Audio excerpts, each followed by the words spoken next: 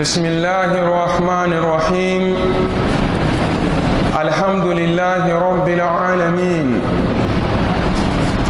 ولا عاقبة للمتقين ولا عدوان إلا على الظالمين والصلاة والسلام على من لا نبي بعده سيدنا وحبيبنا وقدوتنا محمد صلوات الله عليه وعلى آله وصحابته والتابعين لهم بإحسان إلى يوم الدين وبعد سبحانك لا علم لنا إلا ما علمتنا إنك أنت العليم الحكيم اللهم علمنا ما ينفعنا وانفعنا بما علمتنا وزدنا ولا تنقصنا وانصرنا ولا تنصر علينا بعوزتك يا أرحم الراحمين اللهم يا معلم إبراهيم علمنا ويا مفهم سليمان فهمنا اللهم يا ربنا يسر لنا خزائن علمك بعوزتك يا أرحم الراحمين فيا أيها السادة الأعزاء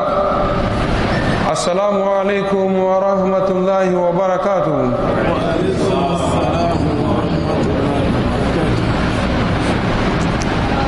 La louange appartient à Allah subhanahu wa ta'ala,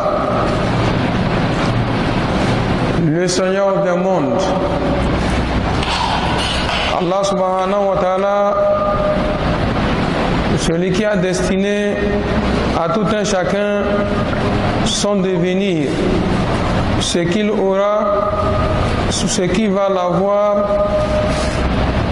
Allah subhanahu wa ta'ala, je dirais le détenteur du pouvoir suprême.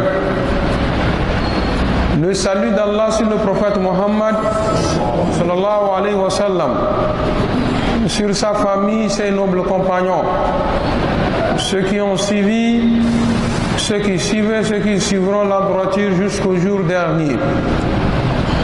Et après ça, chers frères en islam, frères en Dieu, je vous ai adressé la salutation fraternelle, la salutation des gens élus du paradis, qui est Assalamu alaikum wa rahmatullahi wa barakatuh.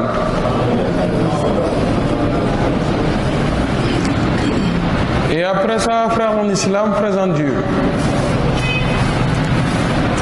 hier, toujours dans la sourate Al-An'am, Allah subhanahu wa ta'ala disait aux mécréants, disait à propos des mécréants, ceci-là, il nous rappelle وَذَرِ الَّذِينَ اتَّخَذُوا دِينَهُمْ لَعِبًا وَلَهْوًا, de laisser ceux-là qui ont pris leur religion comme jeu et amusement, وَغَرَّتُهُمُ الْحَيَاةُ الدُّنْيَا, séduit par la vie de la terre. Wazkur, rappelle, wazkur bihi an tubsila nafsa bima kasabat, et rappelle par ceci pour qu'une âme ne s'expose pas à sa propre perte selon ce qu'elle aura acquis. ليس لها من دون الله ولي ولا شفيع. Le jour de la résurrection devant Allah subhanahu wa ta'ala, où ils n'auront ce jour-là pas d'alliés, pas d'intercesseurs.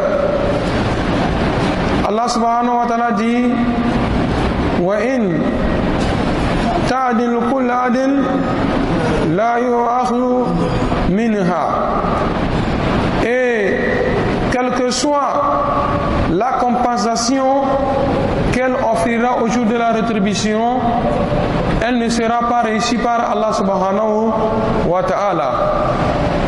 Ulaika allazina ublisu bima kasabu. Allah subhanahu wa ta'ala nous dit, ce sont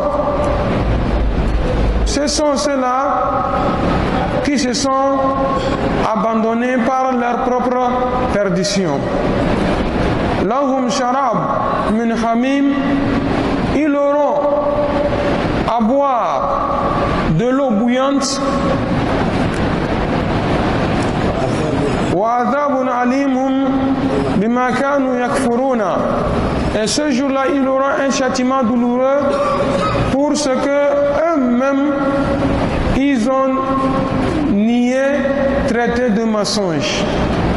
Hier, c'était à ce niveau nous étions arrêtés.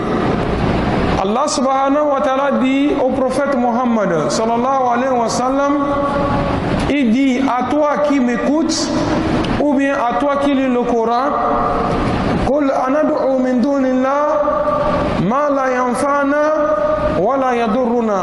Inch'Allah, c'est sur ce verset que nous démarrons tout à l'heure.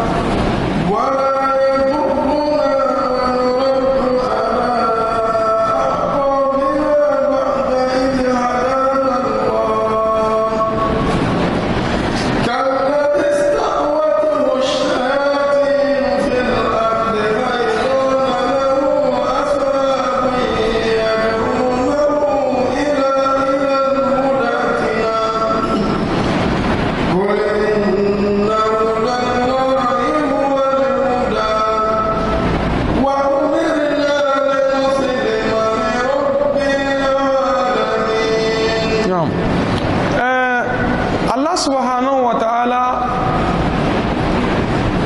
dit au prophète Muhammad sallallahu alayhi wa sallam de les interroger. C'est une interrogation et cette interrogation peut-être peut ramener les mécréants à réfléchir et à comprendre et choisir le droit chemin. Qul, prophète Muhammad sallallahu alayhi wa sallam, ya Muhammad, anad'u min dunillah ma la yanfa'na wa la yadurruna. Donc voulez-vous que nous adorions, nous abandonnons l'adoration de Dieu unique, Allah, et que nous allons venir adorer quoi? Min dunillah, en dehors d'Allah, ma la yanfa'na, et que nous venons adorer ceux-là que lorsque nous les appelons au secours, ils ne peuvent rien pour nous.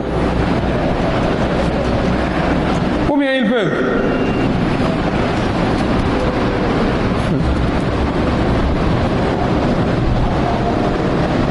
L'idolâtre, il a son idole qui est posée dans la maison ou dans la chambre ou dans la cour. Une grosse idole. Lorsque le voleur va rentrer, peut-être le maisonnier est en train de dormir, lui va ramasser tout, venir passer, peut-être même piétiner sur l'idole là et partir. S'il pouvait faire quelque chose, peut-être on a mis cette idole là que c'est un gardien de la maison, pour qu'il garde la maison, n'est-ce pas? Mais lorsque le voleur vient entrer, saccager, voler tout, partir, celui qu'on a dit qu'il est le gardien de la maison ne peut rien contre le voleur. Donc Muhammad sallallahu alayhi wa sallam, il faut leur demander, vous voulez que moi j'abandonne mon Dieu pour des idoles que nous-mêmes nous avons fabriquées par nos propres mains? Lorsque nous les appelons au secours, ils ne peuvent rien pour nous. Au sud du Togo, dans une ville, là-bas au sud, il y a un homme qui est arrivé et qui voulait voyager. Sa femme, ses enfants, tous ont pris leur voiture pour voyager. L'idole, elle a posé au portail pour veiller la maison. Quand il est parti avec sa famille, les voleurs sont venus rentrer à la maison. Tout ramassé, j'ai dit tout ramassé. Elle est là-bas. À son retour, Il vient rentrer à la maison, il remarque qu'on a tout pris. Il s'est arrêté en même temps comme ça. Il dit que si, malgré toi, ta présence et que les voleurs ont pu faire ça là, donc toi, tu es là pour aucune utilité. Il est allé chercher la hache, venir casser tout, saccager, brûler. Lui, Allah subhanahu wa ta'ala veut de lui du bien. Il a vite compris. Mais il y a des gens, plus que ça les arrive, mais ils ne réfléchissent pas. Pour comprendre que malgré tout ça là, malgré mes idoles, mes talismans, et tout ça là m'arrive, donc quelle est l'utilité de mes idoles? À Dapao, ici, je vais vous rappeler une année, dans un village de Korobangou.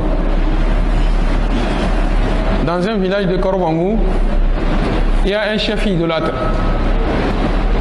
Il avait dans son vestibule des idoles qu'il vénère à tout moment. Et une fois, il était là-bas. C'est comme il a fait le feu pour, à cause de la Ramadan ou quoi, il était là-bas. Les idoles étaient, il était, lui-même il était. À un moment donné, là-bas dans sa chambre-là, ça a pris feu. Ça a brûlé. Lui-même, on a crié au secours pour venir le faire sortir de la chambre. Quand il est sorti, il cherchait la vie de ses idoles. Qui va aller prendre les idoles? Les soi-disant dieux. Ces dieux-là, Allahu Akbar, n'ont pas pu lui faire sortir. Donc eux-mêmes, les dieux-là n'ont pas pu se sauver. Pour dire qu'ils vont sauver leur propriétaire. Donc il est temps que l'on se réveille, revienne à la raison et comprenne que l'idole, elle ne peut rien. Elle ne peut rien. Donc Allah subhanahu wa ta'ala dit Qul anad'u min dunillahi ma la yanfa'una wa la yadurruna. Bon, si nous avons refusé de les adorer, ces idoles-là, si nous avons carrément refusé de les adorer, la yadurruna, ils ne peuvent rien nous faire parce que nous avons refusé de les adorer. Vous avez vu une fois une idole poursuivre quelqu'un parce qu'il a refusé, il a abandonné? Jamais. Jamais. Si tu l'abandonnes, il ne peut rien pour toi. Il ne peut rien pour toi.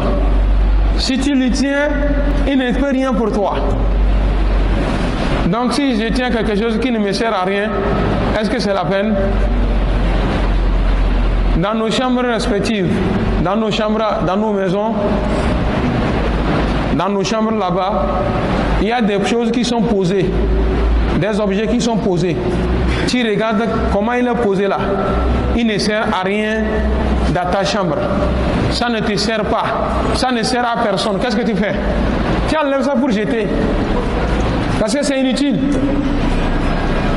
C'est inutile. Ces idoles. Ils ne peuvent rien contre vous. Et quand vous voulez secours, ils ne peuvent rien pour vous. C'est ce que Allah subhanahu wa ta'ala nous dit. Quand Allah subhanahu wa ta'ala dit quoi? Wa nuraddu ala aqabina ay narju ila dalala. On n'a qu'à revenir dans l'égarement ba'da al-huda, après que Allah subhanahu wa ta'ala nous a guidés. Non, jamais. Jamais. Mais il y a dans des circonstances, quand ça arrive à une personne, il a tendance de voir que si je retournais dans ce que nous étions hier, ce serait mieux. Il y a même des gens qui accusent.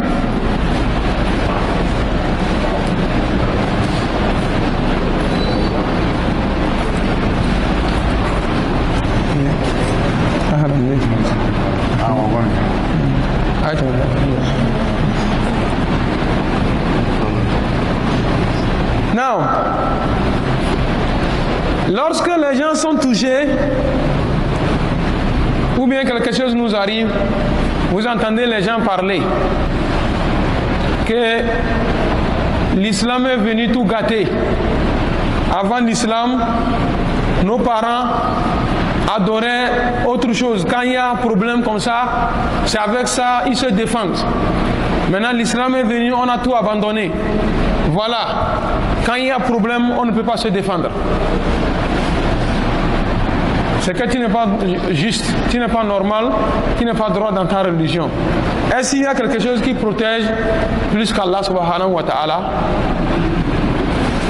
Il y a quelque chose qui protège l'homme plus que la protection d'Allah? Rien. Mais c'est la malcompréhension. Les gens ne savent pas ce qu'ils sont en train de faire. Donc ils le demandent. Vous voulez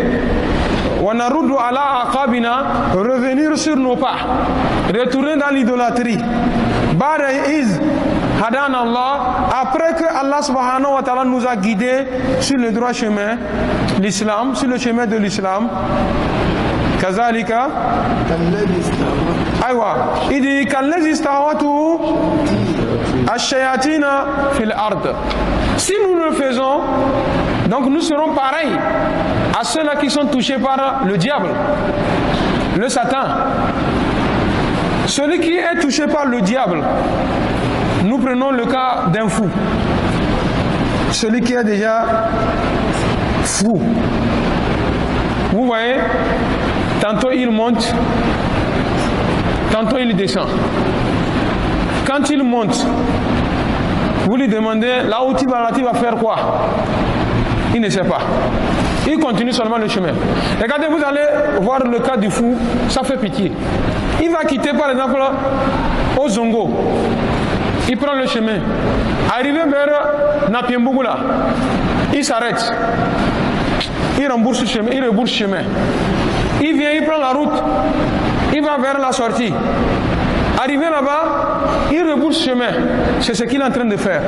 Allah subhanahu wa ta'ala nous a donné l'exemple de celui qui, Allah subhanahu wa ta'ala l'a guidé. Après le droit chemin, il revient dans l'idolâtrie, dans l'égarement. Il est pareil à quelqu'un qui est touché par le diable. Est-ce que c'est juste que l'on fasse ceci là? Non. Donc nous devons savoir ce que nous faisons dans notre vie. Non. Aywa, fil ard khayrana. Aywa, ils sont sur la terre se promenant. Ils sont errés par perplexe. Là, par perplexe, c'est-à-dire il ne sait pas où il va, d'où je suis quitté, où je vais. C'est pourquoi les savants nous attirent notre attention. Quelqu'un, un homme normal, il sort de la maison sans programme. Tu lui demandes, tu vas où? Il dit, moi-même je ne sais pas où je vais. Lui là, vous allez lui juger comment? Hein? Vous allez lui juger comment? Ça ne ressemble même pas. Ça ne sonne pas bien. Ça dit ça ne sonne même pas bien. Où tu vas? Je ne sais même pas où je vais. Est-ce que ça sonne? L'homme va accepter ça là? Celui qui est normal? En toute sincérité, vous voyez le plus souvent, quand nous sortons, si nous sommes sortis avec un programme bien ferme, il est très difficile que quelqu'un te croise sur la route et te dise hey, il faut m'accompagner ici, et tu vas accepter l'accompagner. C'est quand tu sors sans programme que vous remarquez que quelqu'un peut te couper en même temps en route. On n'a qu'à aller ici, on n'a qu'à partir ici. Vous voyez le pourquoi souvent nos imams, nos oustas se mettent en colère sur certains points. Quelqu'un est là, peut-être il a le baptême, ou bien il a le mariage, il a quelque chose de sérieux. Il laisse. Peut-être à la veille même c'est encore mieux. Si celui qui a fait à la veille, il a tout fait, il a vite fait. Le jour J, le matin. Allô, salam alaikum Saj. Wa alaikum salam. Ça, j'ai un mariage, j'ai dit je vais t'informer. Quand? Il dit tout à l'heure à 7h.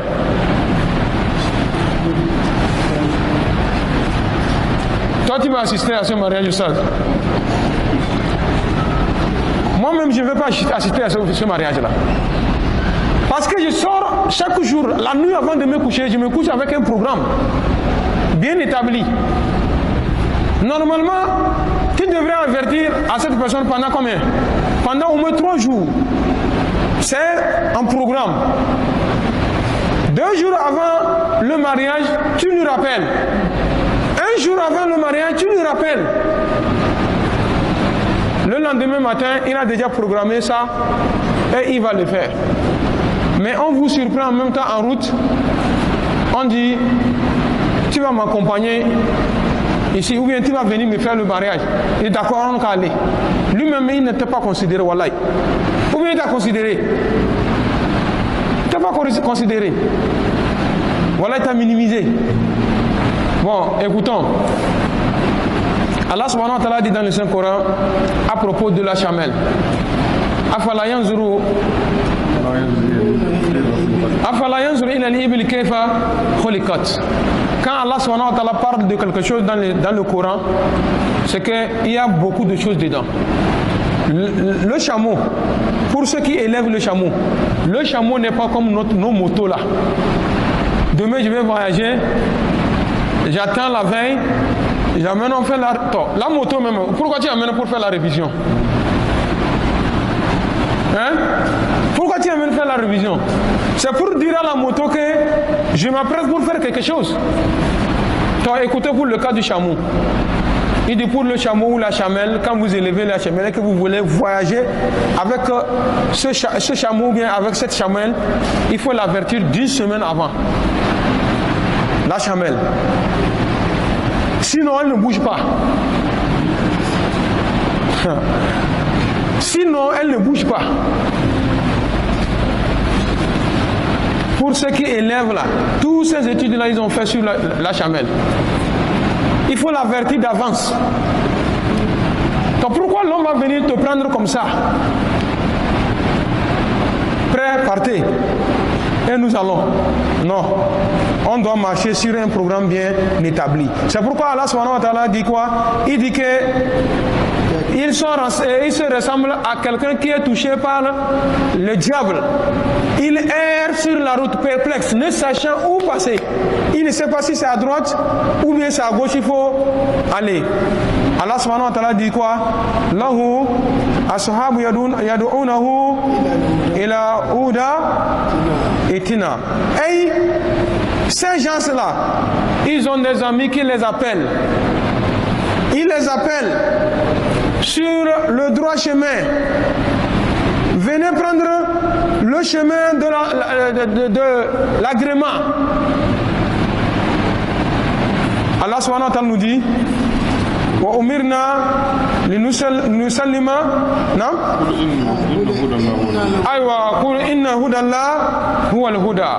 Dis-le, le droit chemin, la guidance, la meilleure des guides ou bien la meilleure des guidances est le guide d'Allah subhanahu wa ta'ala. Celui qui a choisi le chemin d'Allah subhanahu wa ta'ala n'a qu'à savoir qu'il a choisi un bon chemin. Mais en dehors du droit chemin, on a perdu. Allah subhanahu wa ta'ala nous dit Kul li haoulai al-kufar. Dis à ces mécréants là que inna ma nahnu alayhim min al-islam, ce que nous sommes dedans, c'est-à-dire dans l'islam là, c'est ça huwa al-huda wahda. C'est la seule guidance. C'est le seul droit chemin. En dehors de ça, tout ce que vous allez emprunter comme chemin dalal, c'est un égarement. Que le Tout-Puissant nous éloigne de l'égarement. Allah subhanahu wa ta'ala nous dit wa umirna. Et nous avons été ordonnés, c'est-à-dire on nous a ordonné, on nous a recommandé de nous soumettre à Allah subhanahu wa ta'ala. Quel Allah? Allah Seigneur des mondes. De lui vouer une culte exclusive, sans l'associer quoi que ce soit. C'est ce que Allah subhanahu wa ta'ala nous a recommandé. Pas autre chose.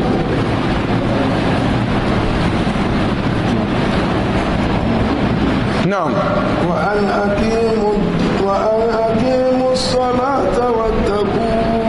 Allah nous ordonne d'acquitter la prière Akim Salat ici, on nous fait allusion à ce que nous fassions la prière aux heures prescrites. Ce n'est pas de prier, comme les gens comprennent, de prier. Akim Salat ici, là, et comme ici, on fait allusion à l'heure prescrite. Ce n'est pas venir Allah à l'heure que je veux.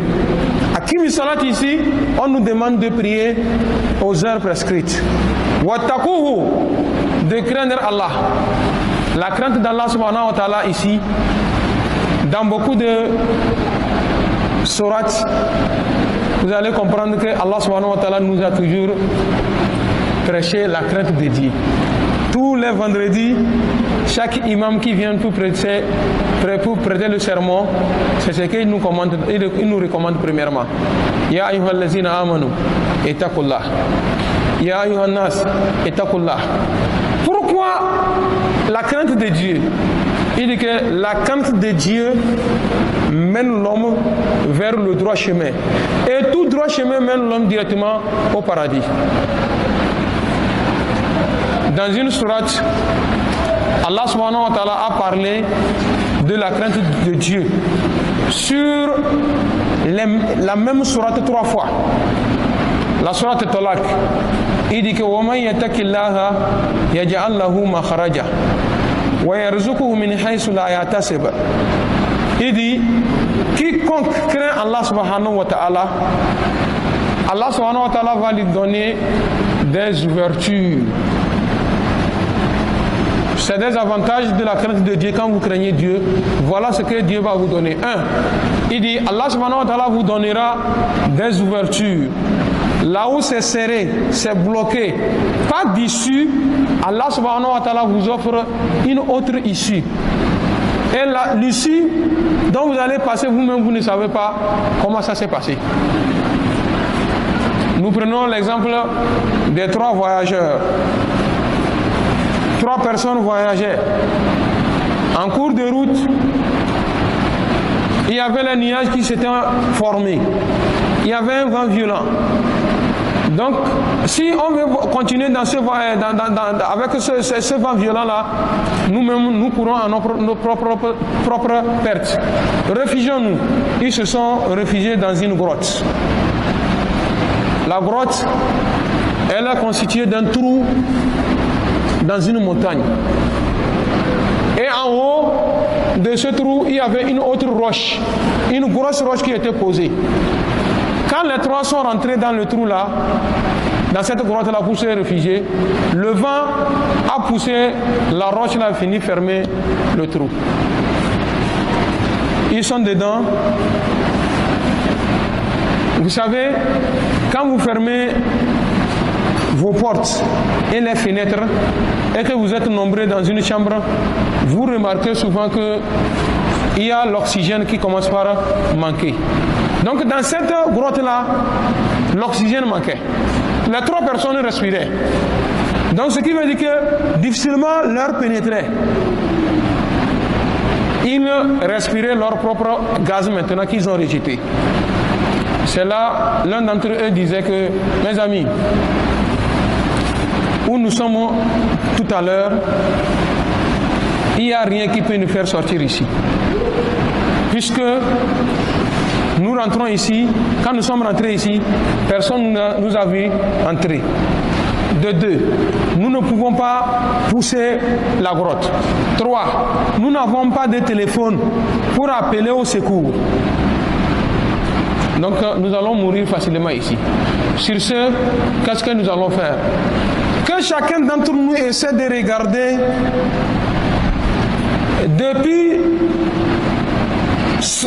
sa vie, longtemps qu'il vivait, qu'est-ce qu'il a fait à cause de Dieu et par crainte de Dieu.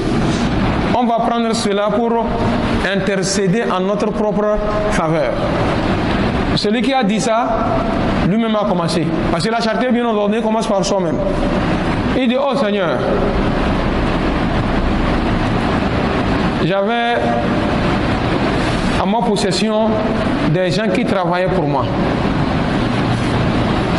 Quand quand ils viennent travailler, à la fin, chacun prend son salaire. Un jour, l'un parmi mes employés est venu travailler. Je ne sais pas, c'est par fatigue ou bien par oubli, il a fini de travailler, il n'a pas pris son salaire. Je l'ai espéré longtemps, il n'est pas arrivé. Son salaire qui était auprès de moi, de ça, j'ai pris pour acheter des volailles. J'ai commencé par élever. De ces volailles-là, j'ai commencé par acheter des chèvres, moutons et consorts. Et à base de son salaire, il y avait des troupeaux de moutons, des troupeaux de chèvres et des troupeaux de bœufs. Un jour, j'étais là, quand il est venu me saluer. Il dit, un tel jour, c'est moi qui étais venu travailler auprès de toi et je n'ai pas pris mon salaire. Et je dis, je suis venu pour prendre mon salaire. Allah subhanahu wa ta'ala, je pouvais compter les quelques miettes concernant son salaire pour lui remettre. Je ne l'ai pas fait. Allah. Je l'ai fait sortir, je lui ai montré les troupeaux de bétail que j'avais élevés. Lui-même, il pensait que je m'amusais. C'était des amusements. Il dit, je lui dis que c'est sans blague. Prends. Et il a pris tous les troupeaux et partir avec. Dieu, si ce n'est pas par crainte de Dieu que je l'ai fait, bon, fais-nous mourir ici. Quand il a dit ça, Allah subhanahu wa ta'ala, dans sa grandeur et dans son pouvoir et dans sa puissance, Allah subhanahu wa ta'ala a fait bouger la roche. Maintenant, alhamdulillah, l'air pénètre. On arrive à respirer. Mais on ne peut pas sortir. C'est comme ça aussi, on ne peut pas voir quelqu'un dehors. Lui s'est laver les mains. Il dit, mon frère, c'est ton tour. Le second prend la parole. Il dit, oh Seigneur, je vis avec ma famille, mon père, ma mère et mes enfants. Mes parents sont vieux et vieilles. Un jour, je suis allé chercher de quoi venir nourrir ma famille. Malheureusement, je n'avais pas eu vite le gain de cause. Je suis rentré tardivement. Papa et maman m'ont espéré fatigué jusqu'à ce qu'ils se sont endormis affamés. Je suis venu voir que mes enfants sont encore là, ils pleuraient de faim. Je me suis dit que Dieu nous a ordonné de faire du bien à ses pères et mères. J'ai dit que ma nourriture, la nourriture dont j'ai amené, tant que papa et maman n'ont pas encore mangé, je ne donne pas cela à mes enfants d'abord, jusqu'à ce que papa et maman soient rassasiés d'abord. Dieu, si ce n'est pas toi qui nous a ordonné ce bien envers nos pères et mères, et si ce n'est pas par crainte d'Allah subhanahu wa ta'ala que je l'ai fait, Dieu peut nous faire mourir ici. Quand il a dit ça, la roche s'est levée encore. Maintenant, il peut vous voir dehors.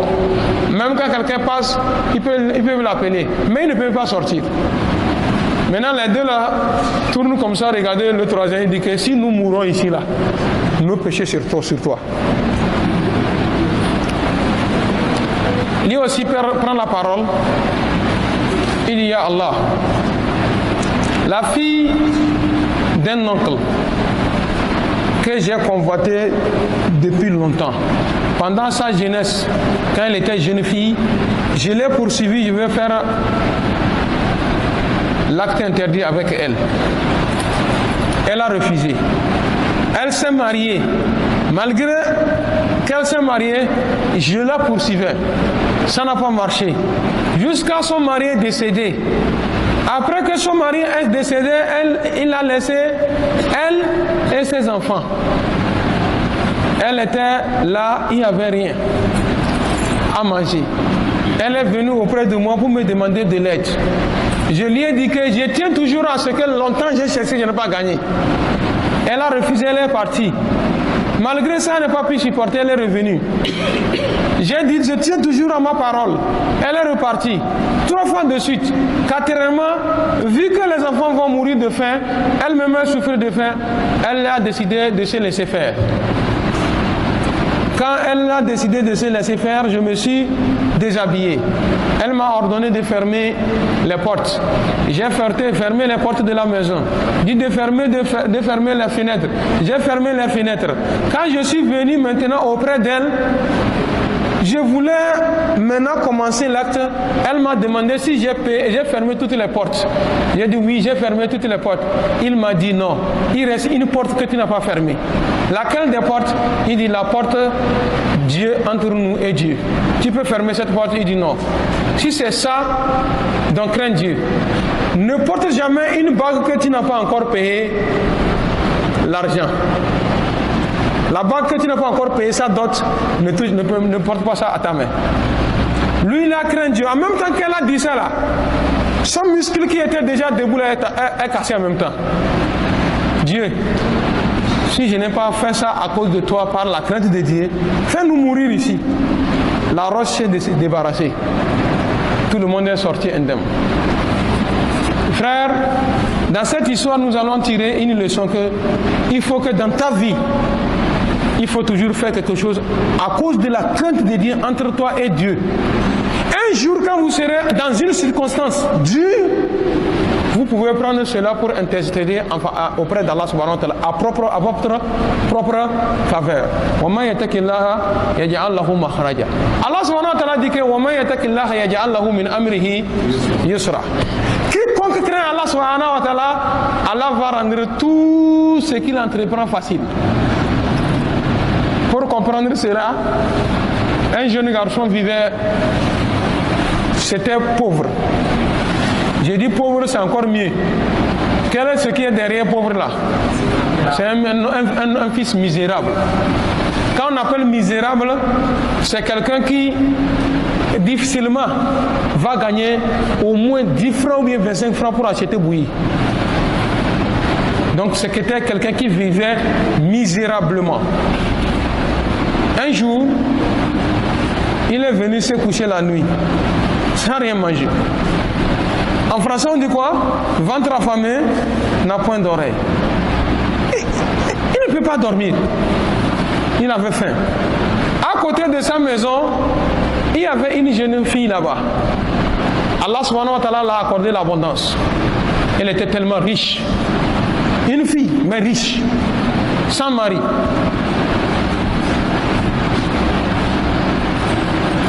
Il se disait, je vais aller chez la jeune fille là, elle va me prêter de l'argent, trouver quelque chose à manger. Demain, si j'ai travaillé, gagné, je vais venir la rembourser son argent.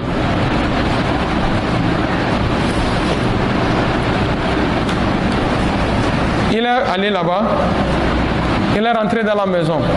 Il y avait d'autres qui vivaient aussi là-bas dans la maison. Il est allé directement à sa chambre. Il a cogné la porte, on ne répond pas. Mais lui-même, il sent qu'il y a quelqu'un. Ah, il est allé, bon, comme on ne répond pas, je vais aller me coucher comme ça. Il est allé se coucher, ça ne dort pas. Il dit, celle-ci là, même si elle dort là, je vais la réveiller. Il est venu maintenant rentrer, il a trouvé la fille nue. Et l'autre, elle a pris l'alcool, la boisson alcoolisée, elle était couchée comme on l'a mise au monde. On dit en tenue d'Adam et Ève. Elle était nue. En même temps, quand il est rentré, il a aperçu tout ça là. Vous savez, le cœur de l'homme. La fois passée, nous avons parlé de ça ici. On te met au monde, Allah subhanahu wa ta'ala te confie un ange qui te donne le bien. Satan aussi t'amène un diable qui te donne le mal. Il est arrêté comme ça, Satan lui dit, il faut faire, il prend l'argent. Parce qu'il y avait l'argent qui était pour déposer. Sans que l'autre lui dit, ne fais pas, ne prends pas l'argent. Il était là au milieu. En même temps, en quelques minutes là, la sueur qui était le front comme ça est venu tomber, pap, parce qu'il était dans un embarras de choix. Alhamdulillah, il a pris la crainte de Dieu mettre devant. Il dit que je vais faire ça là. J'ai couru à la colère de Dieu, je ne fais pas. C'est là lui-même, il a pris conscience, il a cherché un pagne. Attaché à cette femme-là correctement, la faire coucher sur son lit comme il le faut. L'argent qu'elle avait exposé, il a eu l'idée en tête que moi, on m'a vu rentrer. Après mon départ, il se pourrait que quelqu'un rentre après moi. Venir prendre l'argent, s'il est rentré, personne ne l'a vu. Demain, quand on va demander qui a pris, c'est moi. Donc il a pris l'argent là, il a trouvé un coin dans la chambre de la fille, caché l'argent. Et il est retourné. Il dit, je préfère mourir de faim que d'encourir à la colère d'Allah. Il a laissé coucher. Au petit matin, notre sœur s'est réveillée. Les effets de l'alcool sont passés. Elle s'est réveillée comme ça. Comment elle s'est vue elle-même, elle sait que ça là, c'est pas moi-même qui ai attaché ça. Il y a quelqu'un qui a fait ça. Elle est sortie dans la cour, elle demande qui m'a fait ça. Hier nuit, quelqu'un était venu ici. Les habitants, ces cohabitants, vous savez ce qu'ils ont dit? Hier, celui-ci là était venu ici. Il a volé quoi? Vous écoutez? Il y a un poète qui dit que quand tu es pauvre, même les chiens, quand ils passent là, t'aboies. Il dit que même les chiens, quand ils passent là, ils savent que tu es pauvre. Quand ils passent, les chiens écarquillent leurs dents comme ça. Ils sont contre toi. Il dit même la nature, toute la nature est contre toi quand tu es pauvre. Regardez quand la fille a demandé là. Vous savez quelle question ils ont demandé? Il dit, il a volé quoi? Donc il y a notre vedette Bob Marley, dans une de ses chansons, il disait que quand le riche vole, on dit qu'il s'est trompé. Mais quand le pauvre s'est trompé, on dit qu'il a volé. Parce qu'il est pauvre, on a demandé quoi? Qu'est-ce qu'il a volé? Et la fille, regardez, elle est consciente. Elle dit, je n'ai pas dit qu'elle a volé. Et qu'on a volé quelque chose. J'ai demandé qui est venu ici. Il dit telle personne. Elle a demandé à ce qu'on l'appelle. On l'a appelé, le matin il est venu. Il lui demande, c'est toi qui étais venu ici la nuit? Il dit oui. C'était moi. Comment tu m'as trouvé? Il dit, je t'ai trouvé nu. C'est toi qui m'as couvert le pain, attaché le pain? Il dit oui. C'est moi qui ai fait ça. Et l'argent, tu as trouvé l'argent? Il dit oui, j'ai trouvé l'argent. C'est toi qui as pris l'argent? Il dit oui. Où est ça? Il dit, je n'ai pas amené chez moi. C'est ça. Dans sa chambre, elle est là, elle regarde le gars, aller ouvrir quelque part, prendre son argent, l'amener. Quand elle a remis son argent, regardez la fille. Il dit que depuis que moi j'ai eu l'âge de la puberté, personne n'a vu moi ma nudité. Tu es la première personne à me voir nu. Tu es la première personne à me voir nu. Donc sur ce, comme tu as déjà vu ma nudité et que l'acte que tu as commis, c'est déjà louable. Ça veut dire que tu es une bonne personne. À partir d'aujourd'hui, va dire à tes parents, ils vont venir demander ma main. Moi, désormais, moi et mon argent, c'est pour toi.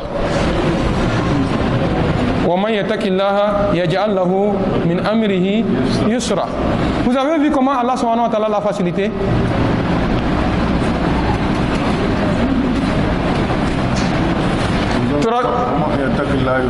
Anu sayyi'atihi. Ça me rappelle. Wa man yattaqillaha yukaffir anhu sayyi'atihi. Quiconque craint Allah subhanahu wa ta'ala, Allah subhanahu wa ta'ala absout ses péchés.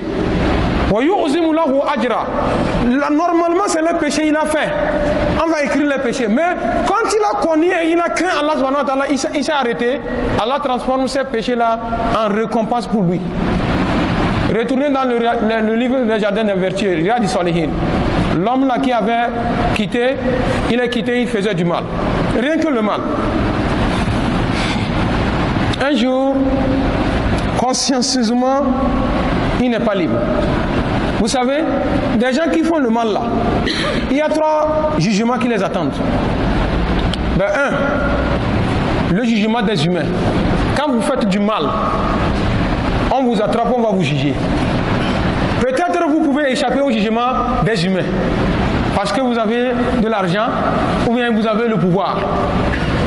Donc ce qui veut dire que vous avez échappé à un jugement. Il y a le jugement deuxième qui vous attend. Quel est ce jugement? Le jugement de la conscience. Le jugement de la conscience. Vous avez fait, vous avez le pouvoir. Et vous avez échappé au jugement des humains, mais consciencieusement, quand vous êtes là, vous êtes gêné. Mais des gens sont habitués, le jugement de conscience aussi, ils ont échappé à ça. Quand il y a le jugement divin, le grand jugement d'Allah subhanahu wa ta'ala. Bon, pour le monsieur là, en question, il y a le jugement de la conscience qui l'attend. Il y a le jugement d'Allah subhanahu wa ta'ala qui l'attend. Donc comme ça, il n'est pas libre. Il a réuni tous ses enfants. Tous ses enfants sont venus dire que depuis que moi je suis là, je n'ai rien fait de bien. ce que je vais vous donner comme conseil à ma mort, ne m'enterrez pas. Brûlez-moi. Brûlez tout le corps. Ça va devenir cendre. Quand la cendre va finir, maintenant vous ramassez cette cendre, vous mettez dans des bouteilles et vous gardez.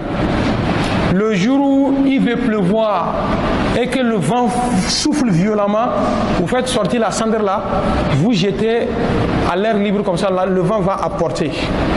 Le reste de la cendre, quand il va pleuvoir fini, l'eau coule abondamment là. Vous prenez le reste de la cendre, vous mettez dans l'eau, l'eau va emporter. Comme ça, Dieu ne va pas me voir pour me juger. Les enfants ont pris note. À sa mort, les enfants ont fait ainsi. Le jour où ils ventilaient, ils ont fait sortir de la cendre, ils ont jeté à l'air libre. Le reste de la cendre, ils ont pris mettre dans l'eau après la pluie. L'eau a emporté. Le temps de terminer par verser la dernière partie de la cendre dans l'eau là. Lui voilà déjà tout réformé devant Allah subhanahu wa ta'ala. Dieu lui demande, toi là, pourquoi tu t'es fait affliger un châtiment que moi, Allah subhanahu wa ta'ala, je n'étais pas encore affligé? Il répond à Allah subhanahu wa ta'ala, Dieu, je t'ai craint. Je te crains, c'est pourquoi j'ai fait ça. Tu me crains, oui. Tu me crains, hein. Tes péchés sont pardonnés. Dieu l'a pardonné et lui fait entrer au paradis. Dieu dit que وَمَنْ يَتَقِ اللَّهَ يُكَفِّرْ عَنْهُ سَيِّئَاتِهِ وَيُعْظِمْ لَهُ أَجْرًا. Qu'Allah subhanahu wa ta'ala nous donne la crainte de Dieu. Mis à part cela, وَاتَقُوا اللَّهَ وَيُعَلِّمُكُمْ اللَّهُ. Dieu dit que craignez Dieu. Si vous êtes élève, craignez Dieu. Si vous êtes enseignant, craignez Dieu. Si vous êtes chercheur, dans quoi vous êtes là? Mettez la crainte de Dieu et Allah subhanahu wa ta'ala va vous enseigner. Donc si je crains Dieu, Dieu va m'enseigner, Dieu va me donner la connaissance. Il dit oui. En comment? L'époque de Imam Maliki, la femme qui était prostituée, elle est décédée. On a appelé une dame de venir laver le cadavre. Elle est venue, elle a commencé par laver le cadavre. Quand elle est arrivée au niveau du sexe de la dame en question, intérieurement dit que elle dit le sexe là a travaillé. Quelqu'un qui faisait la prostitution, on va penser quoi d'elle? Le moment où la dame là a pensé comme ça, j'ai dit elle n'est pas parlé, elle a fait ça dans le fort intérieur. Quand elle a fini de penser à ça, sa main est collée au sexe de la dame. Elle tire, la main, ça ne sort pas. Celle qui était à côté d'elle en train de l'aider à faire le lavage, l'a aidé. Ils ont tiré pour décoller la main, ça ne décolle pas. Hey! Elle va s'arrêter. Elle est sortie. Non, machin. Il faut même. Rentrez vous voir. Les gens sont rentrés. La dame en question là, oh, l'habit était mouillé de sueur. Toi, tu n'as pas on va faire ça là comment?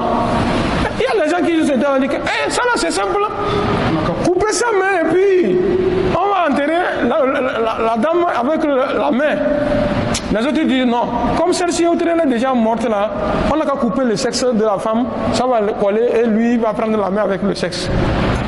Ils sont dans cette confusion, il y avait quelqu'un dedans qui dit que non, on se fatigue pour rien. Allons-y voir l'imam, Imam Malik. Imam, voilà le problème qui est arrivé. L'imam l'a dit d'aller demander à la femme là, quand elle était en train de laver le cadavre là, elle n'a pas dit quelque chose sur elle. On l'a demandé, il dit que je n'ai rien dit. Qui n'a rien dit? Oui, je n'ai rien dit. Hey, dis la vérité, ça te chauffe. Bon, sinon simplement, intérieurement, j'ai dit que le sexe là a travaillé. On a dit ça à Imam.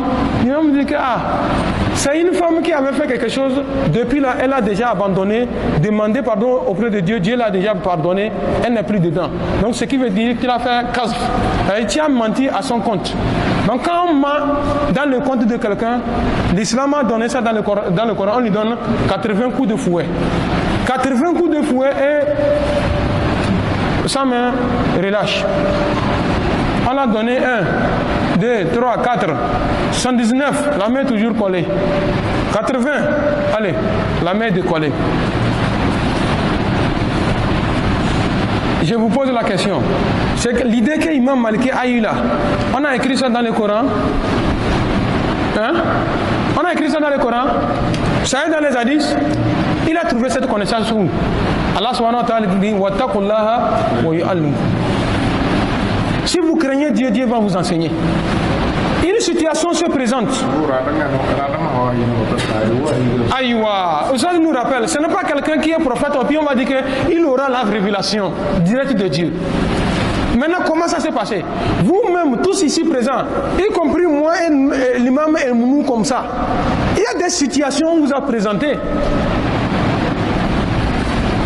Tu donnes en même temps, faites ceci là. On fait ça réussit. Toi-même, tu t'es posé la question. Toi-même, tu te dis, c'est.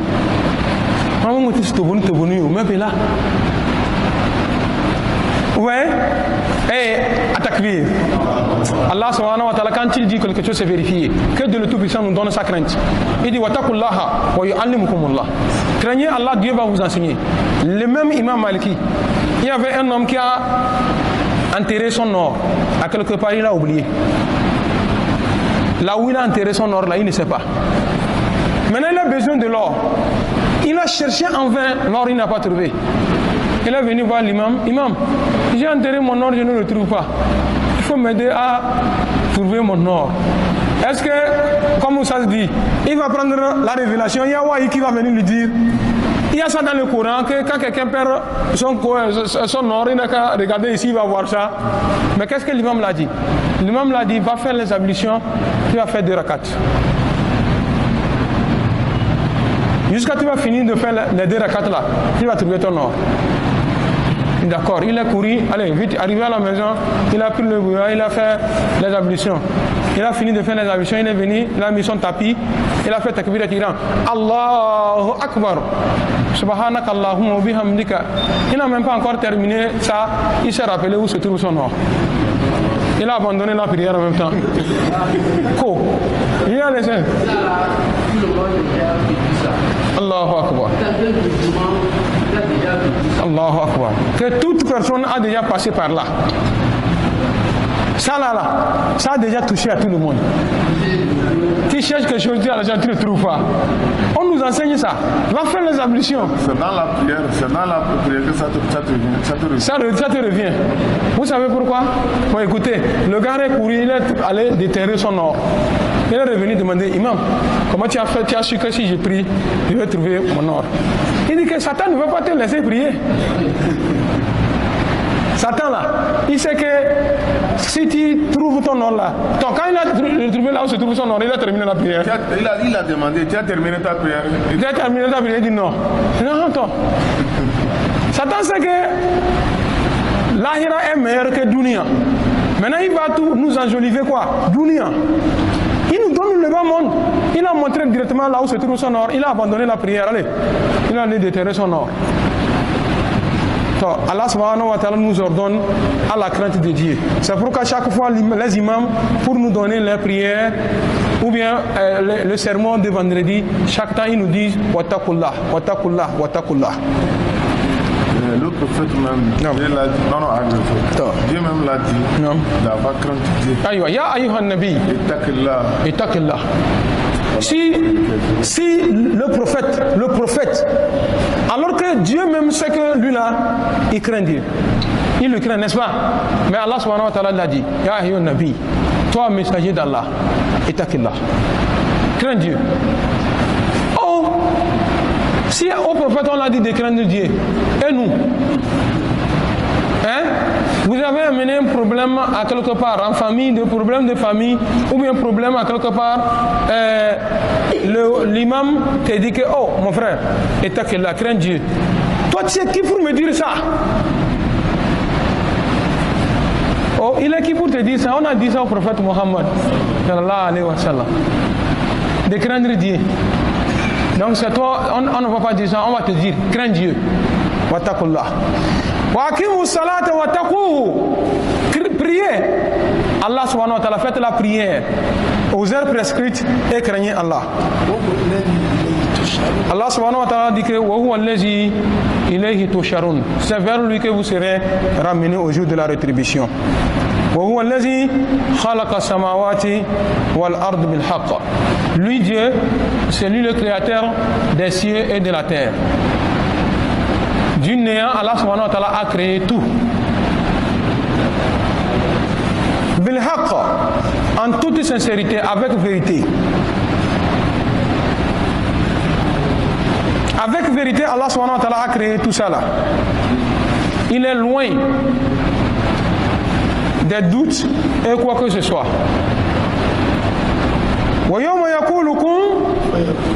Allah subhanahu wa ta'ala nous attire l'attention de craindre le jour où Allah subhanahu wa ta'ala dira soit et c'est fait. Soit et c'est fait. Le plus souvent nous faisons des erreurs. Nous on croit que quand on dit nama amruhu iza arada shay'an yakulahu kun fayakun, on dit que kun fayakun. C'est pas kun fayakun, c'est 2 lettres seulement.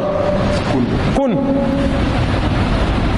Quand Dieu veut que quelque chose se réalise, il suffit seulement de 2 lettres. Soit et c'est fait.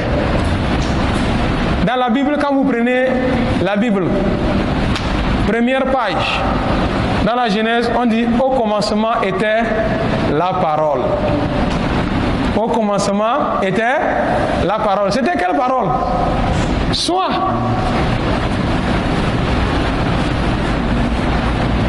Soit les cieux, c'est fait. Soit la terre, c'est fait. La mosquée là. Quel ingénieur est capable de venir nous dire que soit et c'est fait? Tort. Je vais vous dire actuellement où nous sommes là. Avec notre argent et tout, on peut faire cette mosquée là en un jour. Fabriquer les briques, monter, d'aller mettre les poteaux en un jour. Enfin, la dalle même prend combien de temps? Quand on finit, hein? Elle est trop grande. D'accord. Attends. Que même si on veut fabriquer, on veut faire quelque chose comme ça là, on ne peut pas à la fois tout à l'heure fabriquer les briques et en même temps monter les murs. C'est impossible. Mais Allah subhanahu wa ta'ala nous dit que innama amruhu, chez lui, quand il veut que quelque chose se réalise, an yakula lahu kun fayakun. Mais si l'être humain ne fait pas attention, son châtiment serait très dur avec Allah. Vous savez pourquoi? Les anges, pour créer les anges, Allah subhanahu wa ta'ala dit soit et c'est fait. Les djinns, soit et c'est fait. Tout, soit et c'est fait. Mais l'exception faite à l'être humain, l'homme. C'est pourquoi dans un verset, Dieu dit à Satan, oh, il y a Iblis. Regardez, Dieu dit, qu'est-ce qui t'empêche de te prosterner devant ce que moi, Allah subhanahu wa ta'ala, j'ai fabriqué avec mes propres mains. J'ai créé avec mes mains. Les enseignants, jusqu'à présent, est-ce que vous enseignez ça aux élèves à l'école? Je ne sais pas, hein? Parce que vous nous avez enseigné avant, ou bien vos grands frères nous avaient enseigné que l'homme vient d'un gros singe. Oh, la ilaha illallah. Et ça, ouais. Et tu as rien. Parce que nous, on nous a enseigné, nous, on a pris ça en compte. Sauf les oustas, les autres à l'école coranique, on ne veut pas les dire ça. Jamais. On nous a dit que l'homme vient d'un gros singe. Au départ, l'homme a commencé, il marchait à 4 pattes.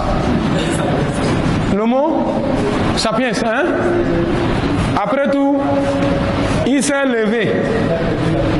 La queue est perdue, il tenait la canne. Et à un moment donné, il s'est dressé droit et les poils sont tombés, ça restait seulement sur la tête, les aisselles et au niveau du sexe et l'anus. Aïe. Hein? Et la queue, takbir. Et la parole de Dieu qui dit que walaqad karramna bani Adam. Et ça là, j'ai honoré l'être humain là.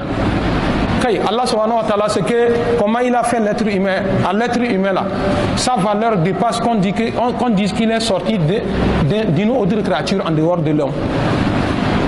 Donc depuis là on nous a enseigné que l'homme vient d'un gros singe. Les singes ne sont pas finis dans la brousse. Mais est-ce que actuellement nous avons vu des gens aussi encore sortis des singes? Non, mais ça allait continuer.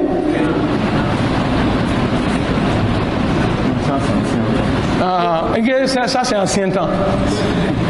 Et Allah subhanahu wa ta'ala a honoré l'être humain, frère en islam. Tout est créé par la parole, soit et puis c'est fait.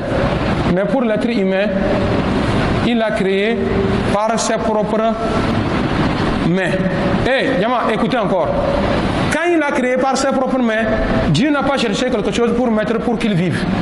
فَنَفَخَتْ فِيهِ مِنْ رُوحِي. Et je l'ai soufflé de mon âme.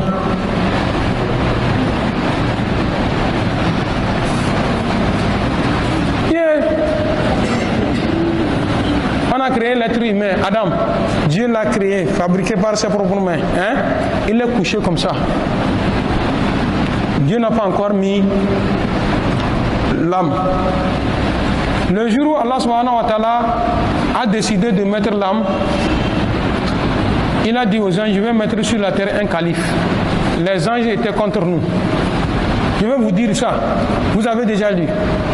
قالوا أتجعل فيها ويفسد ونقدس له قال إني أعلم ما لا تعلمون. Dieu, tu vas mettre sur la terre quelqu'un qui va venir gaspiller la terre là, venir verser le sang de leurs semblables. Alors que nous les anges, nous sommes là, nous te louons, nous te glorifions. Dieu dit que moi je sais ce que vous ne savez pas. Lorsque nous l'avons soufflé de notre âme, écoutez, l'homme ne vient pas d'un gros singe aujourd'hui et il ne viendra pas d'un gros singe demain. Dieu dit que quand il a soufflé d'Adam son âme, Adam a éternué, première des choses. Quand il a éternué, il ne s'est pas tué.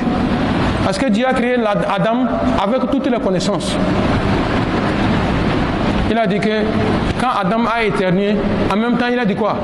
Alhamdulillah. C'est ce qui est sorti dans sa bouche, sa première parole, Alhamdulillah. Les anges l'ont salué. Yarhamkallah. C'est ça, Allah subhanahu wa ta'ala a fait descendre sur nous encore ici. Quand nous sommes là entre nous, quelqu'un éternue, dites-lui. Et quand il dit Alhamdulillah, dites-lui Yarhamkallah. Il a dit Alhamdulillah. Adam s'est levé comme ça, il connaissait tout. Il avait la connaissance de tout. Allah, il a commencé par donner les noms de tout. Parce que وَعَلَّمَ الْأَسْمَاءَ كُلَّهَا عَلَى الْمَلَائِكَةِ قَالَ فَأَنبِئُونِي بِأَسْمَائِهِمْ قالوا إلا إنك أنت العليم الحكيم. قال يا آدم أنبئهم بأسمائهم. فلما أنبأهم بأسمائهم قال ألم أقل لكم إني أعلم ما لا تعلمون. وإني أعلم غيب السماوات والأرض وأعلم ما لا تعلمون. أعلم غيب السماوات والأرض وأعلم ما لا تعلمون. Lorsque Adam, Dieu disait aux anges, dites-moi les noms des choses. Dites-moi les noms des choses si vraiment vous êtes véridique. Les anges ont dit que gloire à Dieu. Dieu, nous n'avons aucune connaissance si ce n'est pas ce que tu nous as enseigné. Et Dieu s'est tourné vers Adam. Il dit, Adam, les anges qui sont debout là, eux-mêmes ils ne connaissent pas leur nom. Il faut leur dire leur nom. Adam a commencé, Jibril, le chef, Israfil, Hey, hey, hey. Il a donné le nom de tout le monde. Dans le paradis là-bas, dans le ciel là-bas, ça là c'est l'arbre. L'arbre là s'appelle tel. Celle s'appelle tant. Celle s'appelle tant. Celle s'appelle tant. Il a tout fini. Dieu l'a demandé, les a demandé. Quand il a connu là, est-ce que vous avez su? Quand je vous ai demandé, vous avez su? Il dit non, pas bien su. Bon, prosternez devant vous.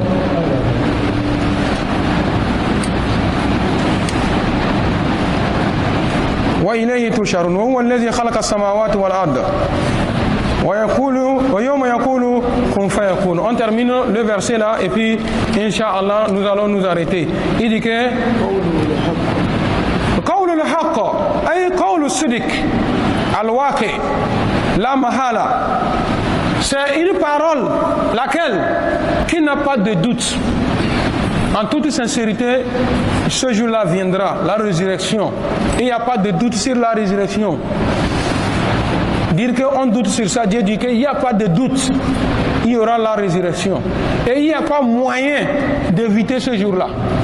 Il n'y a pas un autre moyen pour éviter ce jour-là. Voilà le mulk yawm al-qiyamah. Et ce jour-là, c'est qui? Le maître. C'est qui le maître? À lui la royauté, ce jour de la rétribution. C'est le jour où l'on soufflera dans la trompette. ونفخ في الصور فصعق من في السماوات ومن في الأرض إلا ما شاء الله ثم نفخ أخرى قيام ينظرون. Allah subhanahu wa ta'ala dit que le jour viendra où on soufflera dans la trompette et tout ce qui était dans la tombe va sursauter. On nous dit que ce jour-là vous allez voir des gens, on dirait qu'ils sont attaqués par le diable. Ils quittent, ils ne savent pas c'est par ici ou bien c'est par ici qu'il faut passer. Dans la terre et dans les cieux, tout le monde va sursauter. Illa ma sha Allah, Allahu Akbar. Donc, ma sha Allah, il y a d'autres qui ne vont pas sursauter. Ils vont se lever calmement. Que le Tout-Puissant fasse que c'est nous comme ça. Qu'il nous fasse ce don-là. Et on souffrira une dernière fois. Nous voilà debout devant Allah subhanahu wa ta'ala. Nam. Alimul Ghaib. C'est lui Allah subhanahu wa ta'ala qui connaît ce qui est caché. L'occulte. Il dit que c'est lui seulement Allah subhanahu wa ta'ala qui connaît ce qui est caché. Wa shahada. Et ce qui est ouvert. Tout ce qui est caché ou bien ce qui est ouvert, Allah subhanahu wa ta'ala dit qu'il connaît tout. Peut-être qu'il va dire qu'il connaît ce qui est. Peut-être ici non. Bon, Allah subhanahu wa ta'ala te dit que ce qui est dans ton cœur, tu es en train de réfléchir, tu n'as pas encore fait. Tu n'as pas encore fini de réfléchir. Dieu dit qu'il sait. Donc, ce dont tu n'as même pas encore réfléchi, tu attends à un moment donné de réfléchir sur ça. Allah subhanahu wa ta'ala dit qu'il connaît. Qu'il sait.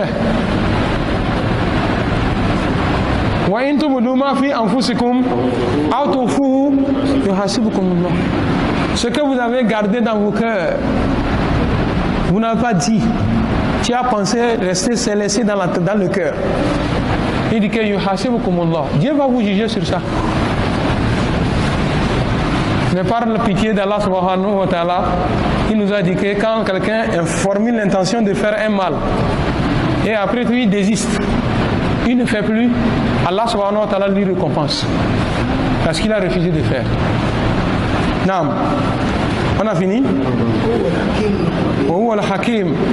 Allah subhanahu wa ta'ala, il est sage. Khabir. Il est celui qui connaît tout. Au jour de la rétribution, il va rendre compte à tout un chacun de nous. Que le Tout-Puissant nous donne un bon compte au jour de la rétribution. Sabitna ala al-iman wa tawaffana ma al-abrar. Ya zal jalal wal ikram. Naam.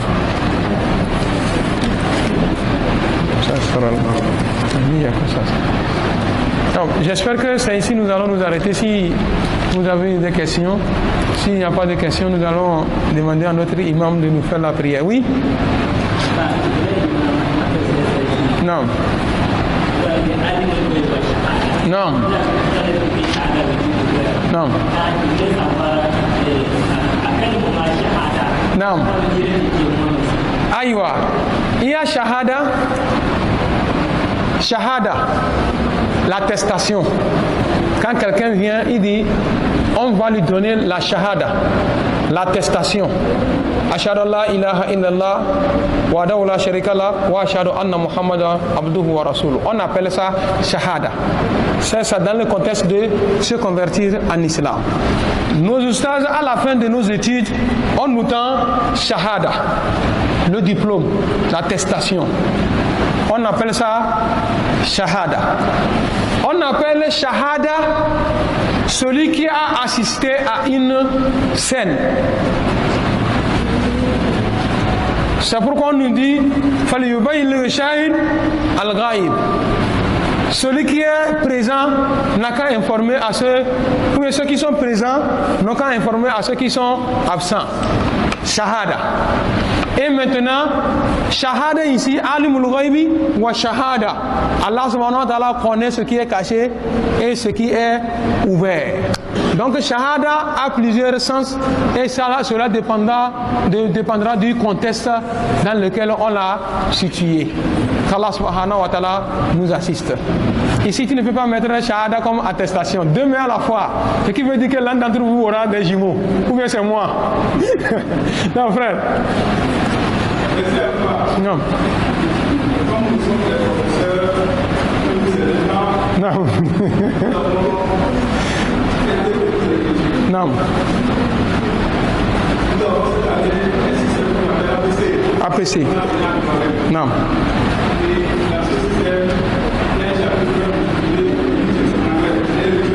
La région, oui.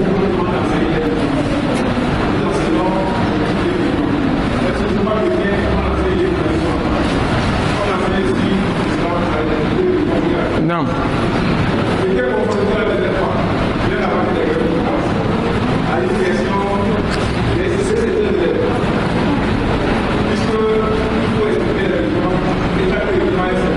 C'est ça. C'est symbole. Oui. L'étoile et le croissant et l'étoile. Ça symbolise quoi? Masha'Allah en islam.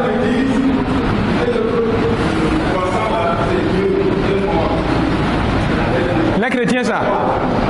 Ils disent Dieu. Non.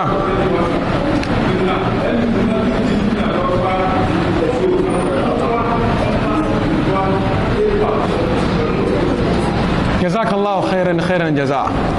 La question, l'étoile et le croissant sur nos mosquées symbolisent quoi? L'étoile symbolise le mois lunaire par lequel le musulman doit compter pour connaître les moments, les temps de jeûne, le temps de, comment l'appelle-t-on, le pèlerinage, le temps des zakats, le temps de tout, ça se trouve dans le croissant. Est-ce que nous comprenons? Allah subhanahu wa ta'ala dit dans le Saint-Coran, Inna iddata shuhuri inda Allah isna ashara. Et dans un autre verset, il dit que ils vous interrogeront, yasalunaka anil ahilla. Les gens vont vous demander sur le croissant. Il faut leur dire que ça symbolise, ou bien ça est là pour nous permettre de compter. C'est pourquoi nous, toi musulman, si tu t'arrêtes seulement au calendrier grégorien, comment tu vas savoir que nous sommes dans Ramadan? Il faut gêner Ramadan. Comment tu vas savoir qu'il est temps de Tabaski, tu vas faire le pèlerinage? Comment tu peux savoir que l'année est finie, l'année est terminée, l'année lunaire est terminée? Et je vais jeûner les 9 et 10 de chaque mois. C'est pourquoi vous remarquez chez nous, ce n'est pas piqué, classé ou piqué comme chez eux. Décembre, c'est décembre. Mais chez nous, Ramadan, c'est pas Ramadan. Vous avez vu comment Ramadan nous tire encore vers la sécheresse? Hein? Avant là, on jeûnait dans la saison pluvieuse. Donc chez nous, ce n'est pas piqué. Ramadan peut être en janvier, comme en février, en mars, juin, avril, mai, juin, jusqu'à... C'est pourquoi vous allez remarquer, pour ceux-là qui ont déjà jeûné plus de 20 ans, ont déjà presque jeûné presque toutes les années de l'année, de tous les mois de grégorien. Et de la rotation. C'est ça, quand on parle de la rotation. Maintenant, le rôle de l'étoile. Vous remarquez que l'étoile est toujours mis à 5. Les étoiles là marquent les 5 piliers de l'islam.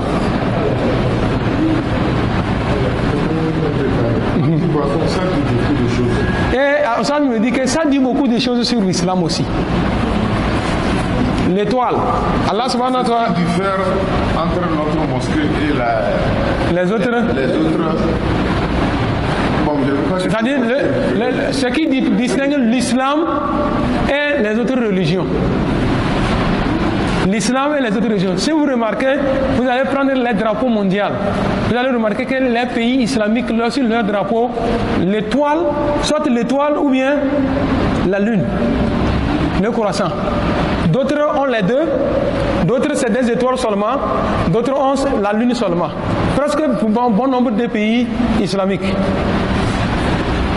Donc l'étoile, déjà quand je suis de passage, je remarque, regarde, c'est dans quel pays? Dans un pays là, on a interdit, quand vous construisez la mosquée, de mettre les minéraux et le symbole là. On n'a qu'à construire une mosquée comme les chambres. Et j'ai dit, en Suisse. Merci, oui, c'était en Suisse. Vous savez ce qui s'est passé? Nous on a ri. Et le musulman, quand on l'interdit des choses comme ça ne l'étonne pas quoi. Ou bien ça ne lui cause pas problème. Parce que, dans toutes les religions, dans quelle religion, quand on veut rentrer, l'endroit où on prie, on sait des choses. Même si on n'a pas mis ça là, les chaussures que nous avons laissées dehors là, ça symbolise que ça là c'est une mosquée. C'est pourquoi vous remarquez, même chez eux, dans leur propre maison, leur chambre, chambre d'adoration et leur chambre où ils dorment, ils rentrent toujours avec des chaussures. Il y a des gens même qui dorment avec la chaussure au pied. Oui, vous ne remarquez pas ça? Attends. Donc c'est ce que ça symbolise sur nos mosquées. Papa, j'arrive. Il y a le frère aussi qui voulait... Ah, c'était dans le même contexte. Papa.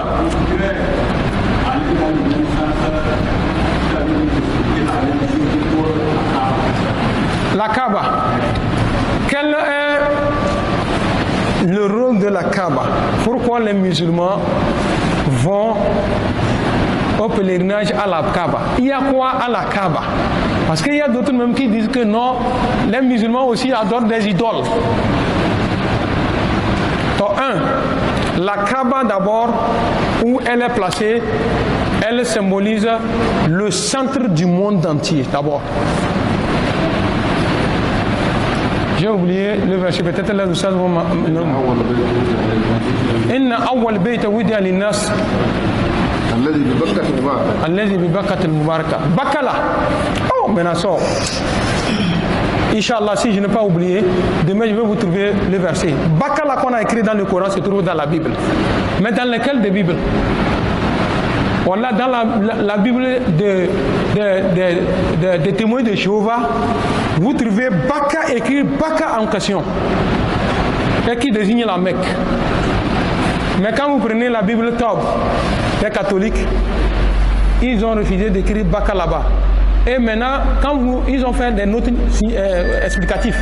Quand vous retournez dans les notes explicatives, ils ont expliqué Baka là comme quelque chose qui ne dit pas que c'est la Mecque qu'on fait allusion.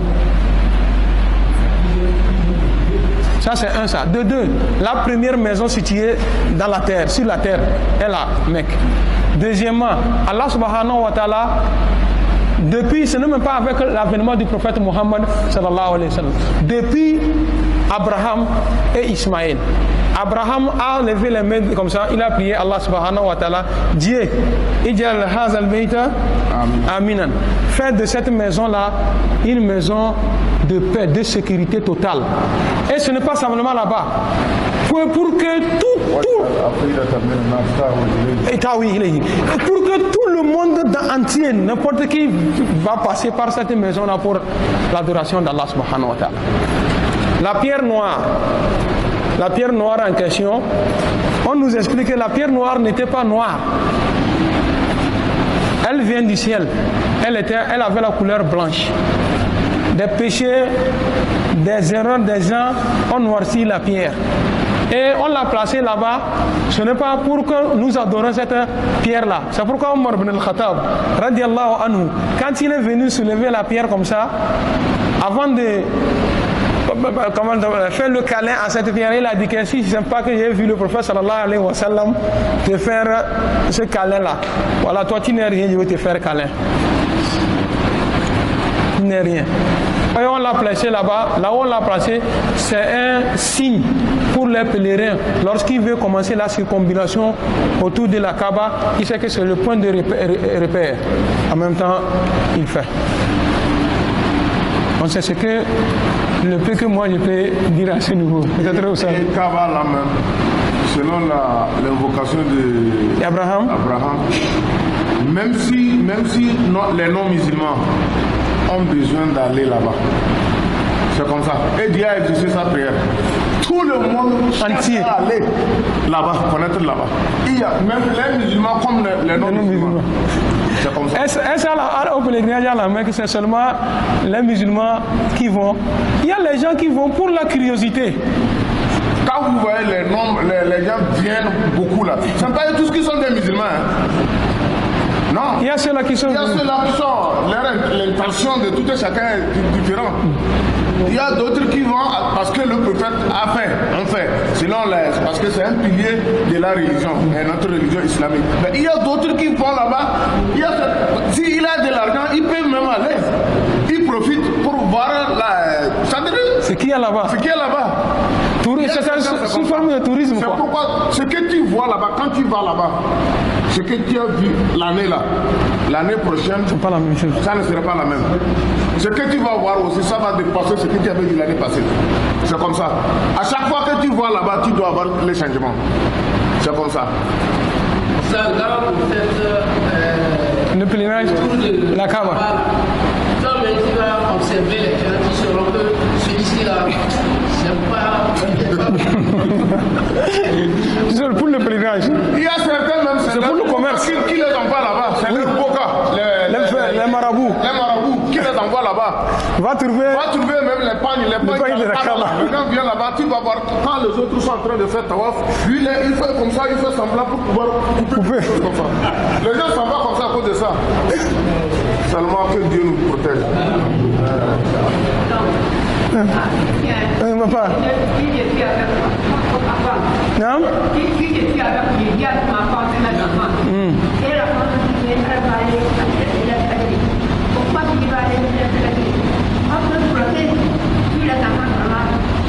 Pour aller pour les lettres de cadre. Et laisser les enfants seuls.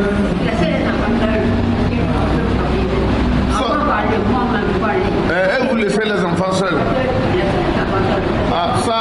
Ça nous concerne, c'est pas selon la religion.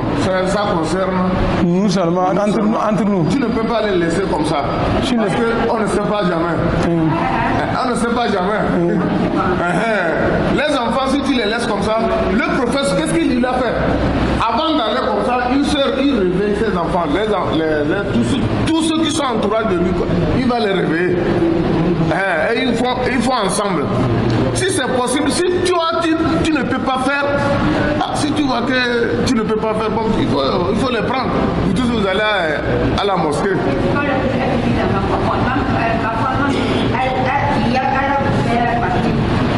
Le mieux, c'est devais choisir entre toi et ta femme. C'est qui va garder la les femme enfants. va rester à la maison et toi tu vas aller. Ça c'est le premier conseil ça. Parce que c'est toi l'homme. L'homme, d'aller à la mosquée, c'est obligatoire. C'est-à-dire si on veut voir, c'est ça. Mais la femme aussi, c'est pas une obligatoire. Mais dans les cas contraires, toi, c'est pour toi les enfants, non. Tu vas laisser les enfants. Si quelque chose les arrive la Il nuit, faut rester à la maison, c'est mieux pour toi parce que tu seras tranquille. Quand tu es à la maison,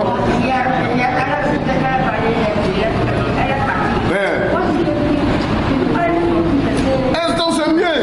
et tu as fait à la maison, c'est bon. C'est bon, tu as compris, non? Et puis, même les lettres cadres là, on nous a donné, si les conditions ne vous permettent pas d'aller à la mosquée, vous pouvez le faire à la maison. Dieu, Qiyam Layl, At-Tahajjud fil Layl, c'est parce que nous sortons aller à la mosquée pour l'encouragement. Sinon, si je sais que je peux quitter, même si c'est 1 heure jusqu'à 3 heures, moi je peux faire ça moi seul. Ce n'est pas une obligatoire d'aller à la mosquée. Ça, il faut comprendre ça dans la religion islamique. Ce n'est pas une obligatoire. Mais, quand tu vas là-bas, par exemple, toi, moi je suis encore jeune, mais je vois mon papa, celui qui a âgé plus que moi. Il tient. Ah! Moi je vais m'asseoir. Moi je vais m'asseoir. Non. Donc tu dois faire le fort. C'est pourquoi. Tu vois non? Donc sinon si tu sais bien lire le Coran ou bien. D'ailleurs, ce n'est même pas le Coran seulement qu'on a demandé. Obligatoire seulement la prière seulement. Il y a beaucoup de choses. Tout afghan, tout ça là, ça c'est est égal à les lettres cadavres. Il suffit que. On vient de te trouver dans l'adoration de Dieu, c'est fini. Ça fait partie de l'adoration de Dieu. Tu n'as pas allé parce qu'à cause de tes enfants, tu es resté à la maison. À cause de. Ça fait partie de l'adoration aussi. Oh ouais. اللهم اعز الاسلام والمسلمين واذل الشرك والمشركين ودمر اعداءك اعداء الدين واهم اوزتك يا ارحم الراحمين اللهم امنا في اوطاننا واصل ولاة امورنا اللهم توفنا وانت راض عنا اللهم ارزقنا بليله القدر اللهم وفقنا بليله القدر اللهم وفقنا بليله القدر اللهم ربنا يا ربنا اغفر لنا ولاخواننا الذين سبقونا بالايمان ولا تجعل في قلوبنا غلا للذين امنوا ربنا انك رؤوف رحيم اللهم اعز الاسلام والمسلمين واذل الشرك والمشركين ودمر اعداءك اعداء الدين واهم اوزتك يا ارحم الراحمين اللهم اغفر لنا ولوالدينا يوم يقوم الحساب اللهم اغفر لنا ولوالدينا يوم يقوم الحساب ربنا تقبل منا انك انت السميع الدعاء وتب علينا يا مولانا انك انت التواب الرحيم اللهم انا عبيدك بنو امتك نواصينا بيدك ماض فينا حكمك عدل فينا قضاؤك نسالك اللهم بكل اسم سميت به نفسك او علمته احد من خلقك او استاثرت به في علم الغيب عندك ان تجعل القران ربيع قلوبنا وذهاب همومنا وغمومنا برحمتك يا ارحم الراحمين واخر دعوانا الحمد لله رب العالمين.